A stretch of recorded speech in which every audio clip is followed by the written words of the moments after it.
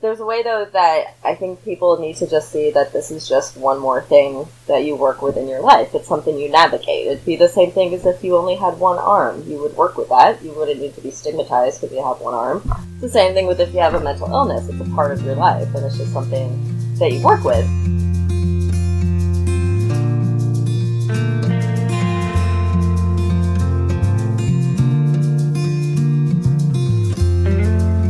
Welcome to Zestful Aging, where I interview thoughtful, inspiring, and creative guests who are changing the way we think about what is possible in our lives, especially as we age.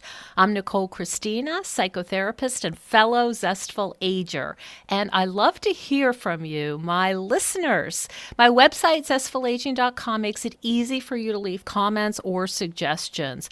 I need to know what you want to hear more about. I really value your feedback, and there's also a place on the website where you can purchase my guests' books and works and some of my favorite things to help you age zestfully, like my favorite Nordic walking poles. Our music is provided by Judy Banker, who was a guest on Zestful Aging. Her CD, Buffalo Motel, is out in January. You can find out more about Judy at judybanker.com. Well, I've got my Jack Russell Sparky right by my side, as always, so let's begin. I have a really fascinating guest for you today. Her name is Chelsey Clammer, and she's the author of the award-winning essay collection, Circadian, which looks at the different ways that trauma cycles through our lives. Her first book, BodyHome, was about the concept of finding home in our bodies, and she teaches creative writing classes online with WOW, Women on Writing. She's also an avid knitter and a dog lover, so there's a lot of connection there. And she actually knits while she writes and edits. Her next collection of essays, Human Heartbeat Detected, will be published by Red Hen Press in 2022. Welcome to the show, Chelsey. Hello, thank you for having me. Oh, I'm really delighted. There's so much for us to talk about. I was thinking about how you described your work as describing trauma cycling through our lives. Can you talk a little bit more about what that means? Yeah, in my writing, I do personal essays, and I also they're called lyric essays. They're kind of like poetic, creative essays with weird structures. And I was looking at the different ways that trauma circles through our lives, thinking about how, like in the stages of grief, we go through grief and it circles through us, and we can go from acceptance to denial to anger to bargaining, all of that. And with trauma, I feel like it's the same way. I've had different moments in my life where I went through something really traumatic, or like my dad died, or I went through a big bender of drinking and finally got sober. And even in sobriety, there have been little circles of trauma that just come, and it kind of creates the people that we are today, going through all these different cycles.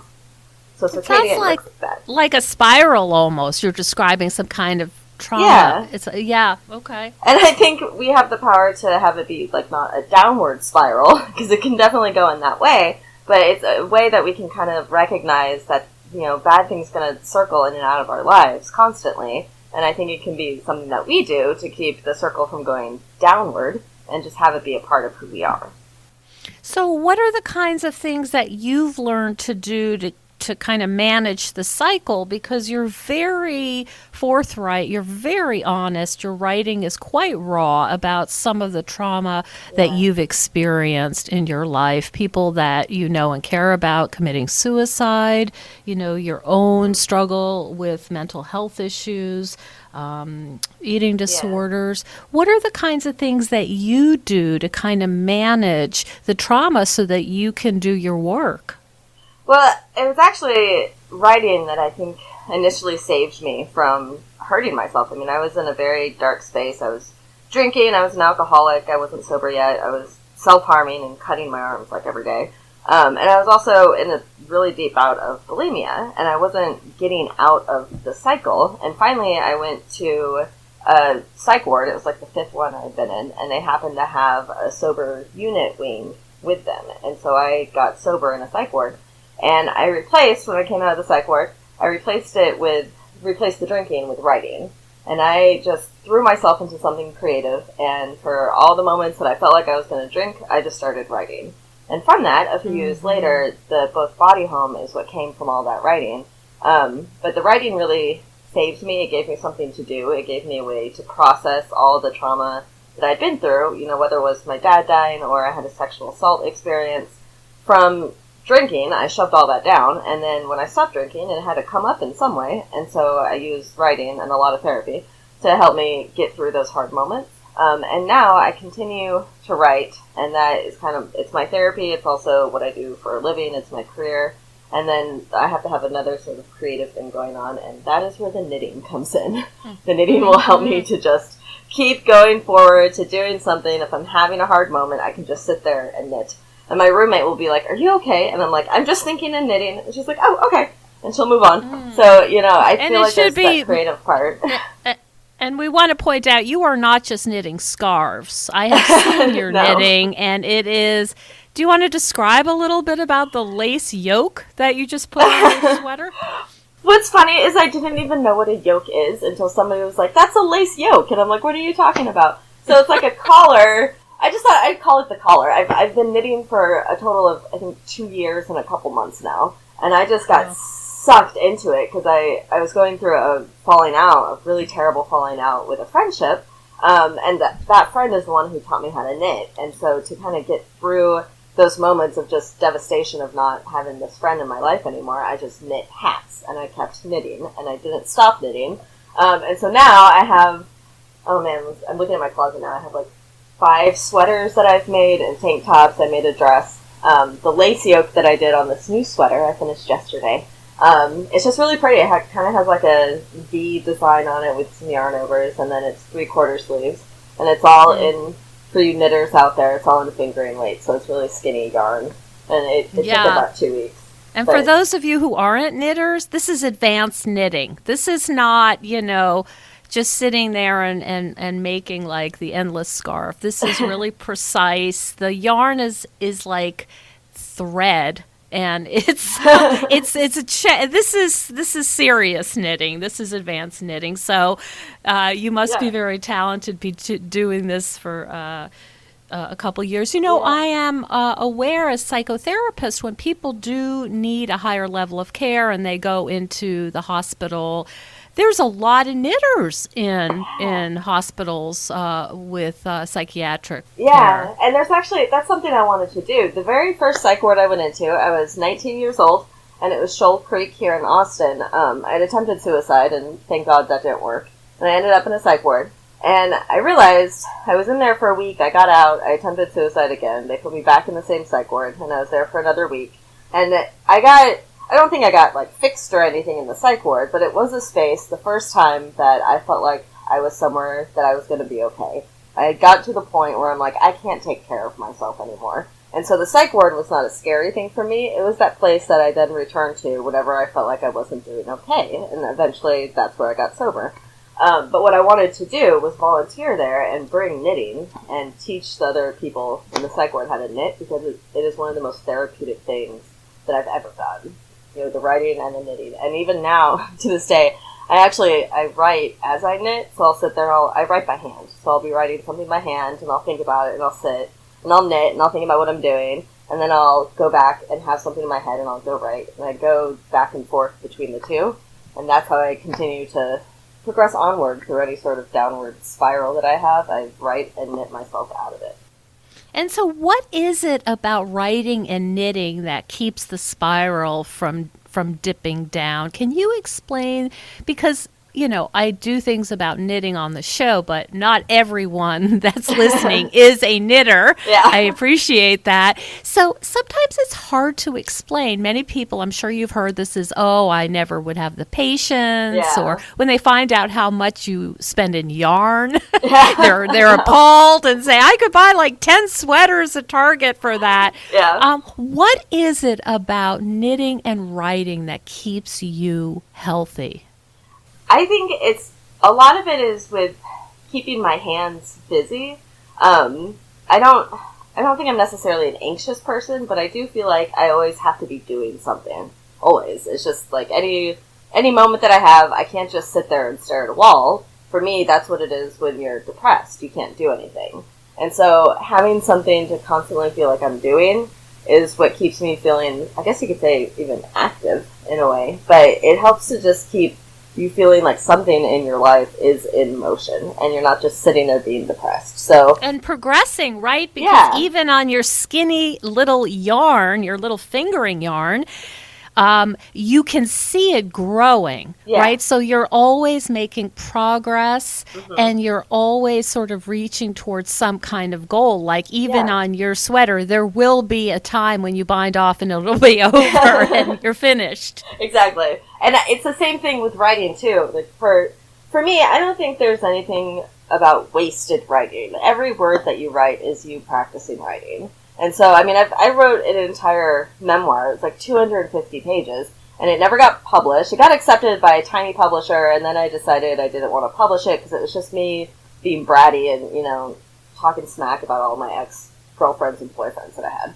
So I didn't think that it really needed to go out there. But it wasn't a wasted word at all, because every stitch that you make, every word that you write, is you creating some sort of movement, and you're progressing through some sort of thought in your head. And so I feel like I first started with writing, and I would just sit and write because I didn't know what else to do with myself. And so all of that writing, maybe 10% of it ended up in a book. But, you know, I had to do all that writing to get to the book that I created, and that's true for every single word that I write. And so I think that sort of philosophy translated really well for me into knitting as well, that it's not one stitch wasted. You are one stitch at a time going towards something at the end, and there will be something there.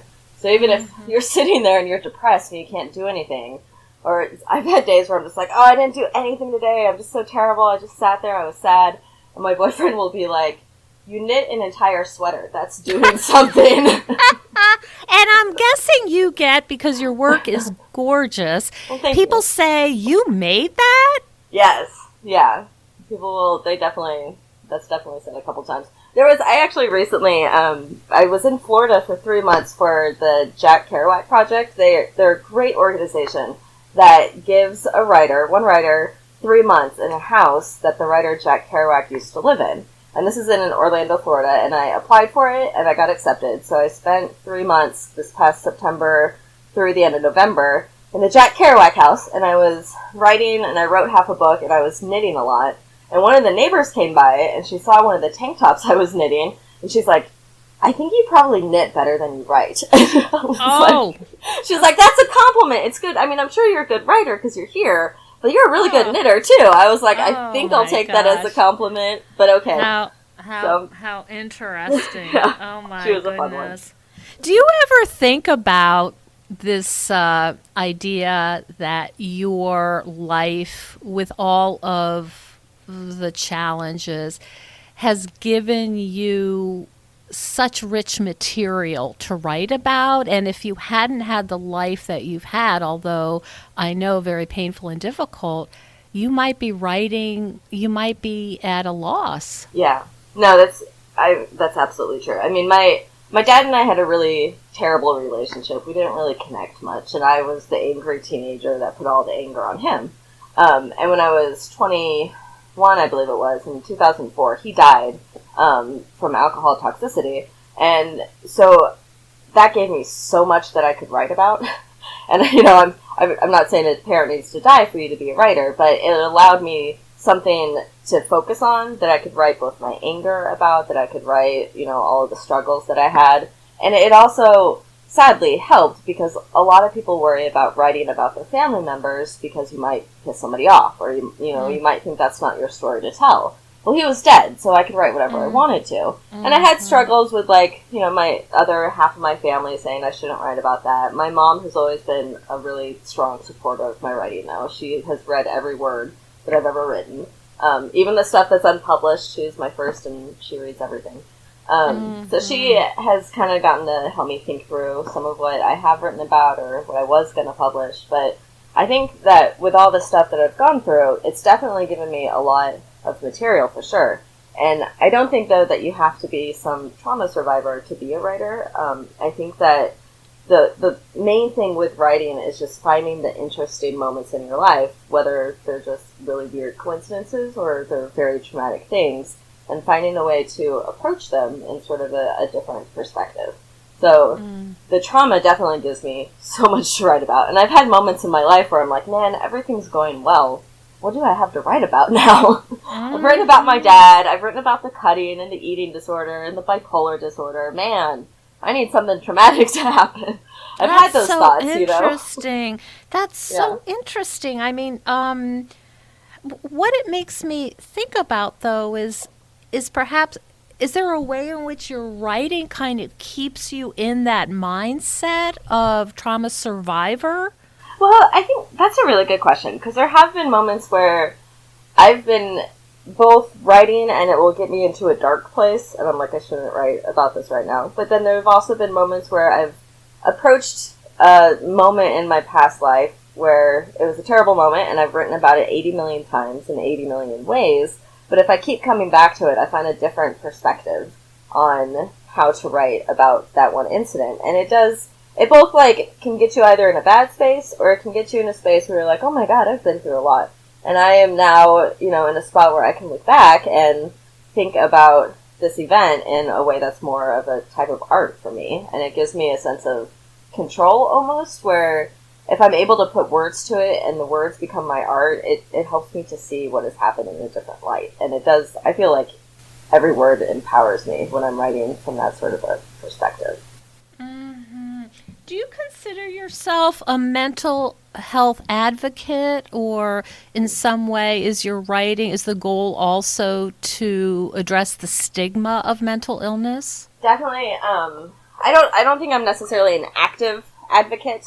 I mean, I'm not a part of, like, NAMI or any organizations, but I do think that writing about mental illness is a way to be like, look, this is all over the place, and it's not anything that you need to be afraid of. I mean, it can be some scary stuff going on, and I've had those scary moments, and there's a way, though, that I think people need to just see that this is just one more thing that you work with in your life. It's something you navigate. It'd be the same thing as if you only had one arm. You would work with that. You wouldn't need to be stigmatized if you have one arm. It's the same thing with if you have a mental illness. It's a part of your life, and it's just something that you work with. And I think as you get healthier, and you're able to be an advocate, and you're able to kind of step out into a public light and talk about your mental illness, that's really important, because it helps people see that those who are struggling, there is sort of an end light of sorts where you can get to a healthy space and you can manage your mental illness really well.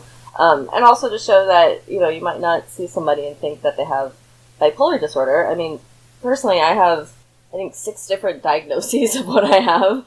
And my boyfriend, when we first started dating, he was just like, are you sure you have bipolar disorder? Because you don't seem like you have bipolar disorder. And I'm like, I'm on really good meds, and I manage my mental health, you know, and I do all these things on a daily basis to make sure that you wouldn't think that I have bipolar disorder, basically. Like, what do you do on a daily basis to keep your mental health sort of sturdy in addition to meds?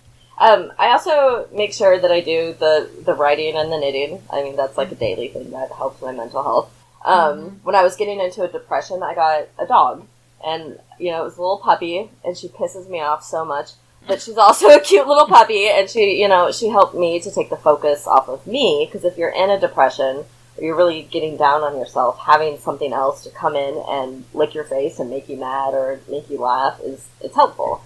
So I got a dog that I take care of. I also make sure that I somewhat eat right. I mean, I know I don't eat enough. I have a long history of eating disorder. But what I do eat, I make sure that it's at least protein-filled and healthy. And, you know, I also used to be a very, very big runner. I used to do 50-mile ultra-marathon races. And I think that was getting a little too unhealthy. So I scaled it back, and now I try to run at least a few times every week. So just the real basic stuff of just taking care of your body and your mind, and then the medication, and also noticing if you're in a space where there's just too much chaos going on around you, it's okay to exit out of that space. And it's okay to take some time for yourself to make sure you're in a good space before you can re-enter into whatever chaos is happening in your life. So you've gotten much more skilled over the years in knowing what you have to do to stay healthy. Yes, definitely. Hey, Zestful Agers.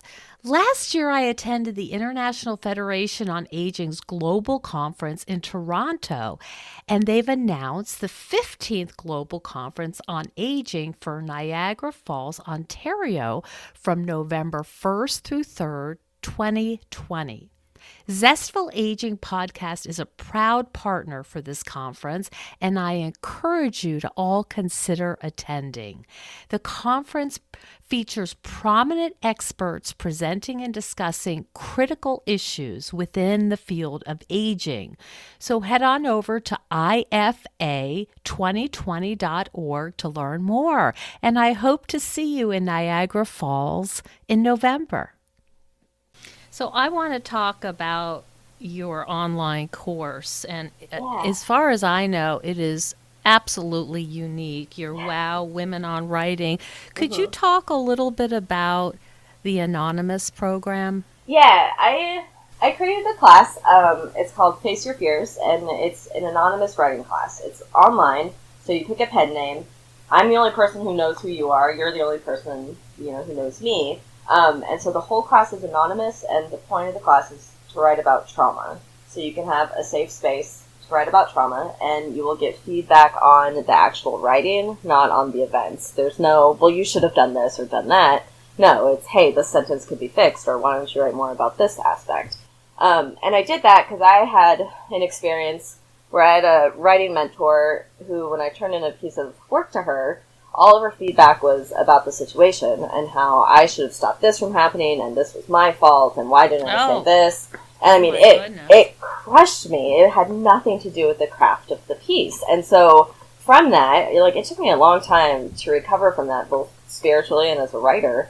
I realized, there needs to be these safe spaces where you know that you can go there, because writing really saved me, and I luckily and thankfully had a mother who was willing to read all of my really traumatic work. And knowing that she was going to respond with positivity and good comments and say, hey, I don't remember it happening like this, or hey, what if you wrote more about this, but nothing judgmental at all. And so I created that space in this online writing course, and it's a 6-week course. I do one every January and one every August. And so I created the Face Your Fears class, and it's amazing, and people take it. I've had people take it multiple times. They create different screen names. And the 2 classes are different readings, so that you can take 2 different classes and have different material each time. So that's How did you come up with this idea? It seems so helpful and relevant, and also very unique. Yeah, I was actually already teaching classes with Wow Women on Writing. They're amazing. You should check out their website. I think it's womenonwriting.com. I should know that by now. But they have so many different classes and so many different genres.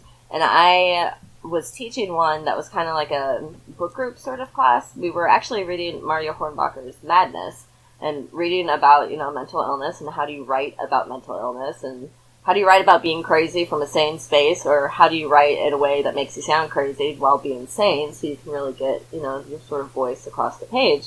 And as we were doing that, I had this experience of the woman totally, berating me instead of looking at what I had written. And I'm like, man, there needs to be a safe space that I can just give a piece of writing to somebody and get that critique back in terms of writing and not on the actual event. So I approached the editor-in-chief, Angela McIntosh, about it, and she said that would be a fabulous idea. So I just created it, and I teach it on my website. It's really simple to take, So, we were talking about, you feeling well and sometimes writing about traumatic events and having to be careful because then it might put you back in that space. I wonder what it's like for you now as an award-winning writer, stable, knowing what you need to do for your own mental health, and then you're hearing or you're reading so much trauma. Some of it, I imagine, would be some people's first attempt at really writing their experience. How do you negotiate that? Yeah, that's an excellent question. A couple of ways, because I teach the class about trauma, and then I teach a class about grief, and I teach a couple of classes about mental illness. And so I also then teach classes about humor, and I do writing that has nothing to do with trauma. Because Thank goodness. Yes, as a teacher, I'll be like, I need to teach the humor class, because when I've taught the trauma class, I've had 12 students, and they're turning in an essay to me every single week for 6 weeks. So that's, 12 essays about different traumatic experience every week for 6 weeks. That's what I read through. Plus all the reading that we do for the class. And so, yeah, it can get really heavy for me. And really, I think this is where the freelance editor in me comes out, is that I'm able to hold these people's stories in a way that almost I think I would imagine a therapist would, that you hold it and you look at it and you help that person consider and reflect and think through the different aspects of it. I just do it more in a creative sort of, let's look at your sentences and commas sort of way, or let's look at what might be missing from this story. And I'm able to funnel it into my passion, which is editing and writing. And so it helps to look at it more as a piece of creativity that we're trying to work with together, rather than something that we necessarily have to solve on the content level. We can solve it on this like creative sort of, how do we compose this sort of writing and what do we do with it. So for me, it turns itself into more of a type of art, of something that I get to help them work through, rather than something that I take on myself. And, I feel for every single one of my students, but I also see them first as writers, because that's what they're coming to me for. I see. Yeah. Have you ever had the situation where you felt like you had to intervene or recommend therapy? Thankfully, I have not yet had a situation where that has happened. Usually, though, I do kind of turn somewhat therapist, and because, with the trauma class, I'm the only one that they know, and they have constant contact with me. And so I've had a couple people who have then hired me once the class was over to edit for them, and I've had one that wanted it to be like the person that she could talk to every week about her issues, and for her I was like, I'm not a therapist, you should go to your therapist, but if you want to talk about your writing every week, I can definitely do that. But I thank God I have not had the opportunity where I haven't had the situation where I thought that I definitely needed to intervene in some sort. So you've had to be really clear with your students as well as yourself that this is about the craft, and not sort of get sucked into the trauma of it. The feeling. Yeah. Yeah, I think that because you're to see my comments are all, I always keep them related to the actual craft, and think like, okay, well, here's a question of why you use this word, or where you could go further with this thought, or you start a thought here and you never finish it. So I think because my questions are all on craft, it helps to guide them into like that's what they're focusing on here, and it gives a different sort of space for you to think about trauma if you're looking at it from more of a creative puzzle that needs to be solved sort of way, rather than how to deal with it all at once. I see. Yeah, we call that a container in psychotherapy lingo. Nice. Providing a container. I am the container provider then, I guess. I have many containers. You can add that to your website. Container provider. Excellent. So I know we have people listening who are trauma survivors, because statistics tell us that. And more. We're certainly seeing people who have had different traumatic events, and some might even say living in today's world is traumatic in itself.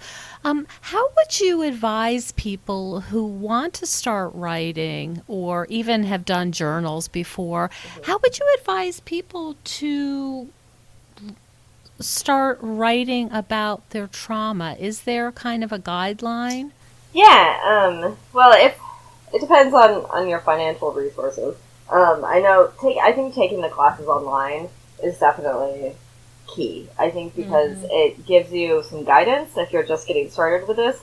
It gives you a safe space to write about. My classes, the trauma one is like $200, which actually I don't think is all that bad, but I personally also do sliding scale. I've had some people who pay me $25 a week for 8 weeks to make up for whatever the $200 was, because I never want money to be something that gets between a writer and her work. I just hate that thought.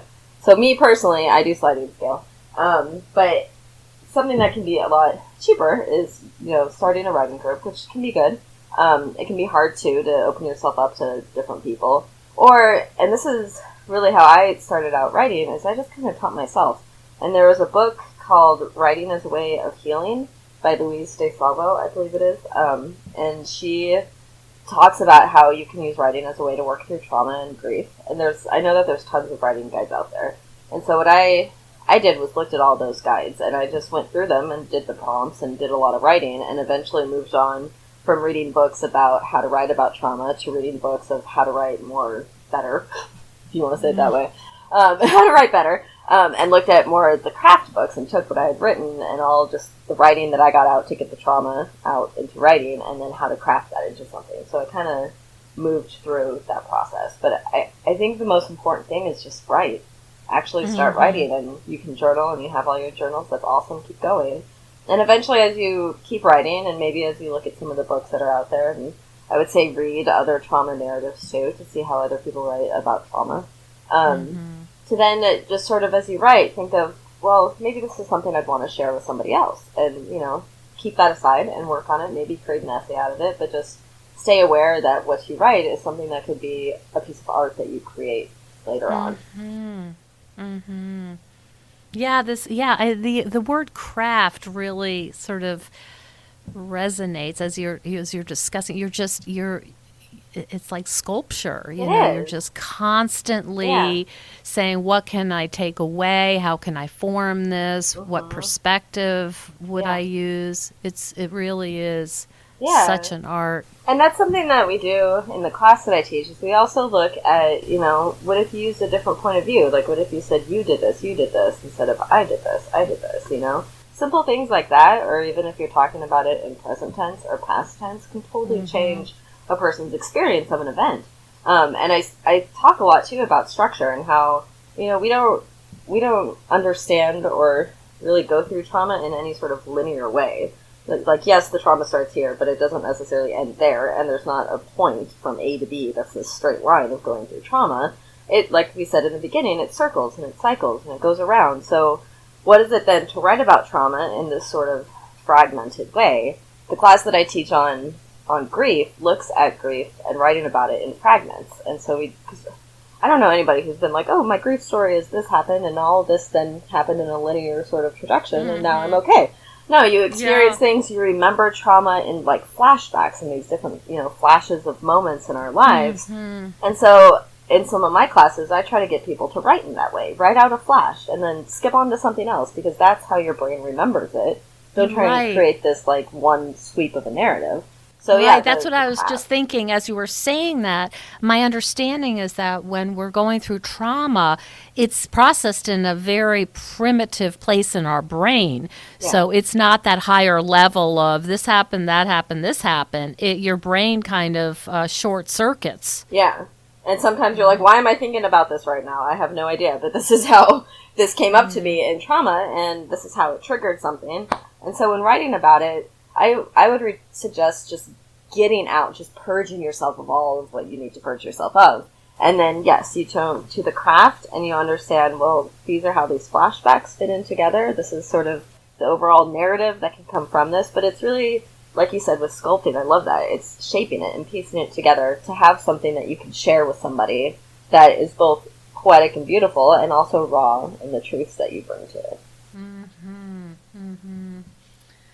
That is really fascinating, and I am so glad that you are a writer, so you can process this for yourself and also share it with others who so badly need it. Yeah, I mean, that's one thing when I started writing. I don't know why I thought this, but the main thing that I said is, like, people are like, well, what do you want your writing to do, or what is your point to writing? And I don't know where this came from, but inside me, my answer has always been, if I write something, all that I want is somebody else to read it and have that inspire her to write something. Because I think it can be really hard to get other people to write about their trauma or feel safe enough to write about it. And I feel like by sharing my story, as long as I'm helping somebody else share her story or get inspired to share her story or even start writing about it, regardless if it's published or not, then I feel like I've done my job as a writer and as a human being. I've taken the terrible stuff that I've been through and have used it to help somebody else through her terrible stuff. So you're sharing the craft and the healing. Yeah. Yes. I like that. I like that a lot, yes. Oh, good. That might be the title then that we'll use. So where can people find you, Chelsey? I have a website. It's www.chelseyklammer.com. And it's CHELSEY because my mother wanted me to be different. So I have the EY, so the EA on my name. Anyway, so I have a website and all my writing's on there, and you can find my books. Circadian came out in 2017 by Red Hen Press, so I have links for it on my website, and then they have links for it on theirs. And then BodyHome came out in 2015, and then I have my next book coming out in 2022. So you have to wait a few years, but that will be coming out. And I'm also, it will be on my website when it does. It will also, I have Facebook, so be my friend on Facebook. I don't really use Twitter, but I use Instagram. And if you're on Ravelry, because you're a knitter, then please friend me. I think my name is just Chelsey Clammer on Ravelry, so. Oh, that's great. If people don't know what Ravelry is, it's like the Facebook of knitting, and it is a total time suck and the most fun ever. Okay, well, thank you so much for speaking with us today about, your life and your craft. And so honestly, I think people are really going to appreciate that and find inspiration and also hope in what you've said today. Well, thank you. And thank you for having me and having the space that these can be topics that are discussed.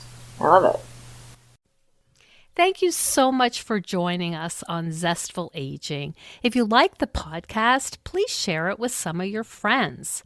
I love to hear from my listeners. Send me an email at NicoleChristina.com. In this phase of our lives, we're more aware that our time is precious, and we certainly don't want to waste it taking care of stuff that we no longer need, left over from a life that we are no longer living. We know we would feel better with less clutter and more open space, but we don't know how to get there. If this sounds familiar, I'd love you to check out the online course I've developed with professional organizer and designer Carrie Luderin. This course is different than others you may have tried because we give you clear steps to deal with the clutter and tools to help you face the overwhelm and feelings that come up when you're going through your clutter. It's practical and realistic, and the lessons are short and punchy and very manageable, but it has the power to change your life. We all deserve to live in a peaceful home without the chaos of too much stuff. Find out more at NicoleChristina.com. And stay tuned next week for another interview with a fascinating and inspiring guest.